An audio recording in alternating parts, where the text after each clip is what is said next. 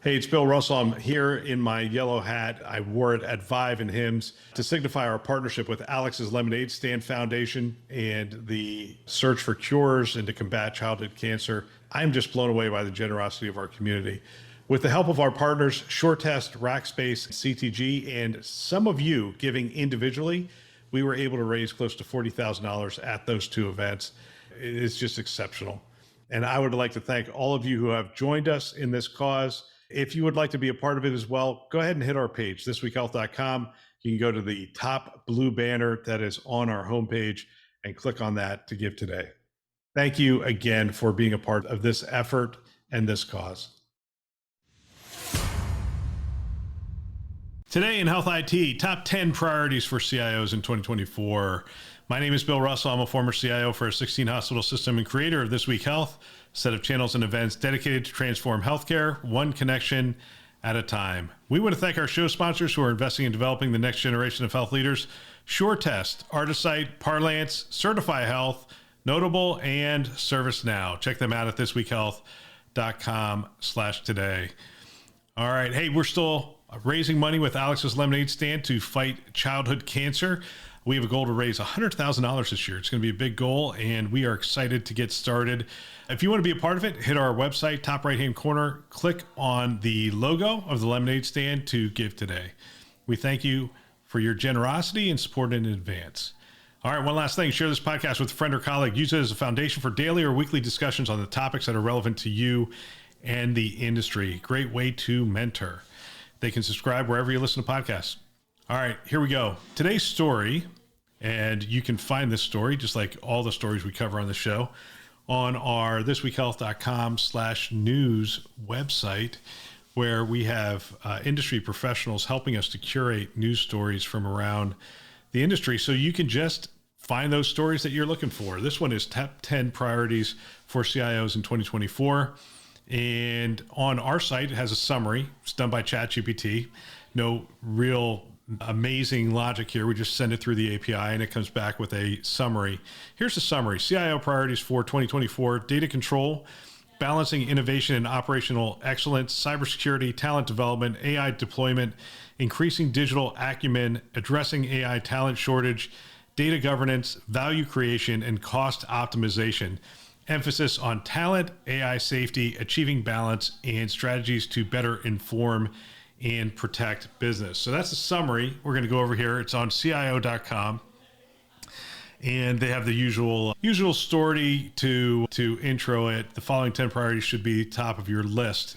So they're telling you this should be on the top of your list. Now, in healthcare, when I read these stories as a healthcare CIO, I take them as the canvas, the backdrop, the landscape, if you will, that we are operating in from a data standpoint, from a technology standpoint. That's how I would look at it.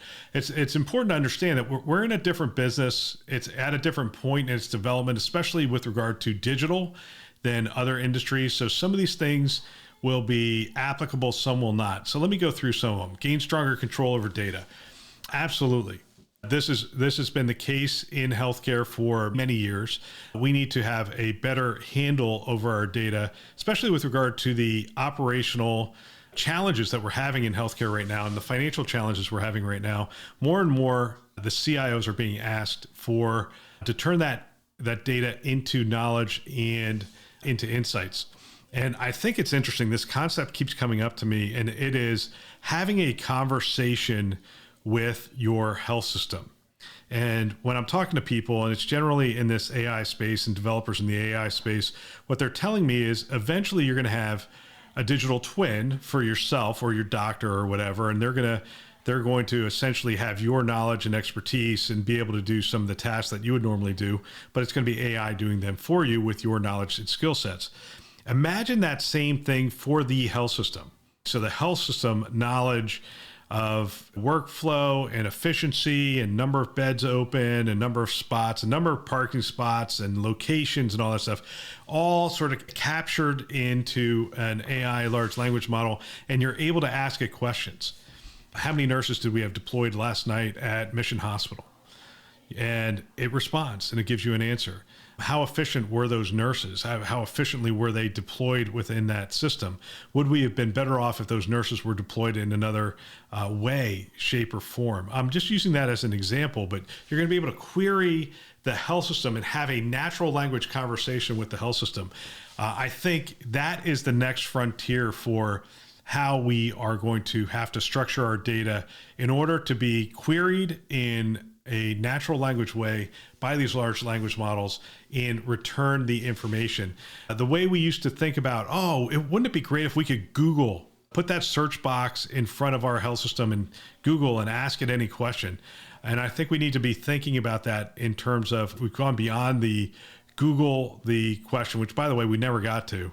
And now we're looking at it. How do we have a conversation with the hospital as a persona, the hospital, the health system as a persona, that you could ask it questions and get answers? Anyway, one concept. Number 2, strike a balance between innovation and operational excellence was their second one.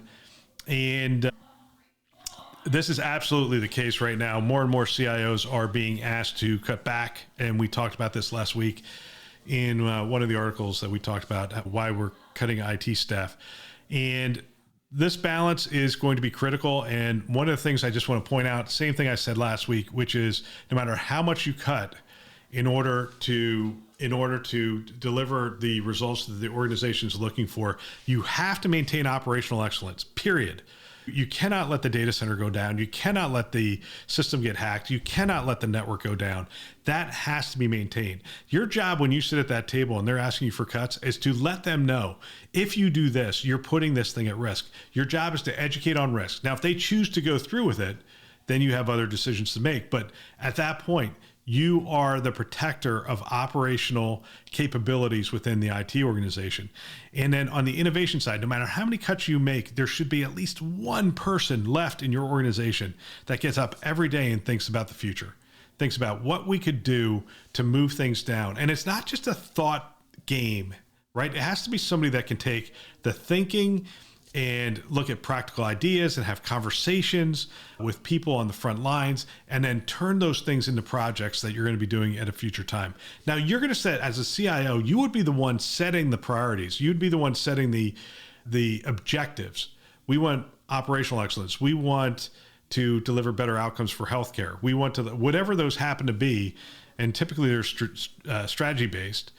And then their job is to delve into those things and go further. Double down on security. I don't know what the word double down means, to be honest with you. At the end of the day, you cannot pull back from security. Got to keep investing in it, got to keep moving it forward. And I would say, how do you educate the entire organization? How do you educate your team? And what tools are coming out that are going to change the need for education and how you educate, right? Or should you be looking at secure browsers? Should you be looking at different things that protect people from themselves, essentially? A very interesting approach. Build a robust talent development plan. By the way, every time I read one of these, I just scratch my head and like, what CIO is putting this on their list? And it actually has the person's name who's putting this on their list. You should have a robust talent development plan, period. No matter what's happening, you have to carve out money for developing your team and your staff. If you're not, you're just asking for them to get poached, and you're asking for them to degrade in terms of their capabilities over time. It's just a bad setup. When we didn't have money, we set up IT University within our health system, and we had people that were experts in certain areas, cross-training people on other areas. So for instance, my person who was in charge of finance for IT, again, 750 people, $250 million budget. We had a person who's dedicated to finance. That person taught a course on budgeting within IT and how to develop an IT budget. And I would put our development plan against anyone's in terms of developing future leaders within healthcare, because we were doing all that cross training. And again, it was at a time where we didn't have a ton of budget money to put that in there. Delve deeper into AI. Again, absolutely, you should be doing this. You should have some aspect of a practical, how it can be applied today to deliver some of the results you're looking for. And look for those use cases, not necessarily just around the edges, but those that are going to deliver a proof of concept that gets noticed, that has an impact that gets noticed. And then also, you've got to put all those safety things in place. You got to put all the the governance in place, the policies in place, and all that stuff. So delving deeper into AI is putting the framework together in order to do that.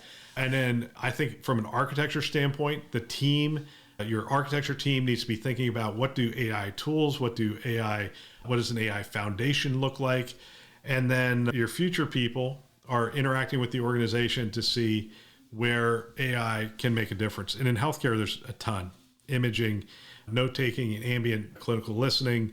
There is quite frankly, we already have AI models in place that can take telemetry data and move it into insights, so forth and so on. So there's a ton of different ways you could be looking at this right now, but there's a lot of different aspects of this.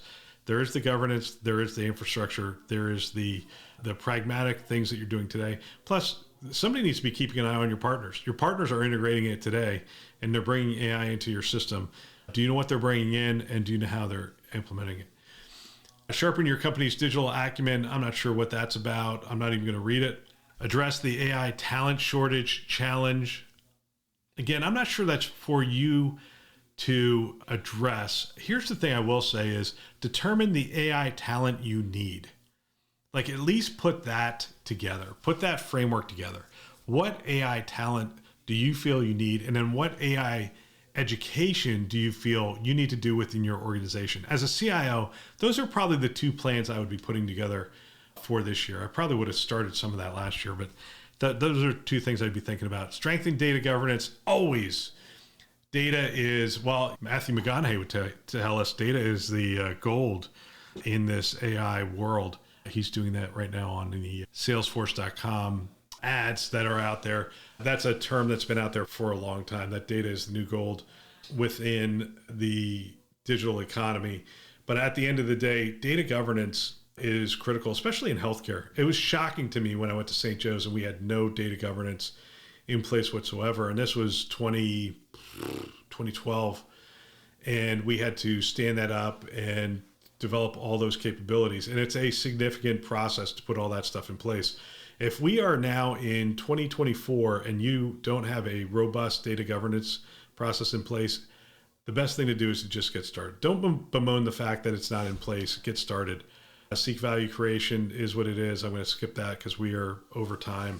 And then make cost optimization a priority. That's number 10. I would say make cost optimization a priority. Should have been number 1 last year and probably number 1 this year. And I would be telling those stories over and over again. I would be encouraging my team to find efficiencies and find cost savings. I don't care if it's we redesigned how we do the power distribution units in our data center and saved $400,000. I would be touting that from the rooftops that we saved the organization $400,000. Everybody sees IT as a cost center. If you can find ways to save money and then tell that story, by all means, tell it often, tell it loud. All right, I think that's all for today. Don't forget, share this podcast with a friend or colleague. Keep the conversation going and give back to the industry by mentoring the next generation. We want to thank our channel sponsors who are investing in our mission to develop the next generation of health leaders. SureTest, Artisight, Parlance, Certify Health, Notable, and ServiceNow. Check them out at thisweekhealth.com/today. Thanks for listening. That's all for now.